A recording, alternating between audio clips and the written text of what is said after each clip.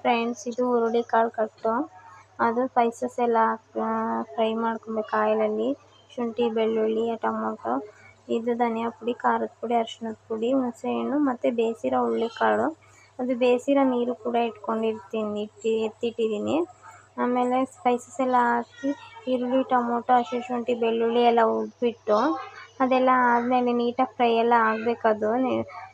ನೀಟಾಗಿ ಫ್ರೈ ಎಲ್ಲ ಆದಮೇಲೆ ಗೋಲ್ಡನ್ ಬ್ರೌನ್ ಬಂದಮೇಲೆ ಅದೇನು ಹುಣಸೆಹಣ್ಣು ಇಟ್ಕೊಂಡಿರ್ತೀನಲ್ಲ, ಆ ಹುಣಸೆಹಣ್ಣು ಅದನ್ನ ರುಬ್ಕೊಂಡ್ಮೇಲೆ ಇದು ಒಗ್ಗರಣೆಗೆ ಎಣ್ಣೆ ಎಲ್ಲ ಕಾದ್ಮೇಲೆ ಅದೆಲ್ಲ ಹಾಕ್ಬಿಟ್ಟು ಕರಿಬೇವು, ಒಣಮೆಣಸಿನ್ಕಾಯಿ ಹಾಕಿ ನಾವೇನು ಮಸಾಲ ರುಬ್ಕೊಂಡಿರ್ತೀವಲ್ಲ ಅದನ್ನ ಹಾಕಿದ್ಮೇಲೆ ಮಸಾಲ ಜೊತೆಗೆ ಎಣ್ಣೆ ನೀಟಾಗಿ ಹೊಂದ್ಕೊಂಡ್ಮೇಲೆ ಇನ್ನೊಂದು ಸ್ವಲ್ಪ ಅದಕ್ಕೆ ನೀರು ಹಾಕ್ಬಿಟ್ಟು ಅದು ತುಂಬ ಚೆನ್ನಾಗಾಗುತ್ತೆ ಸಾಂಬಾರು. ಕಟ್ ಸಾಂಬಾರು ತುಂಬ ಟೇಸ್ಟಿಯಾಗೂ ಇರುತ್ತೆ. ಒಂದ್ಸಲ ಟ್ರೈ ಮಾಡಿ ಫ್ರೆಂಡ್ಸ್, ತುಂಬ ಟೇಸ್ಟಿಯಾಗೂ ಬಂದಿತ್ತು.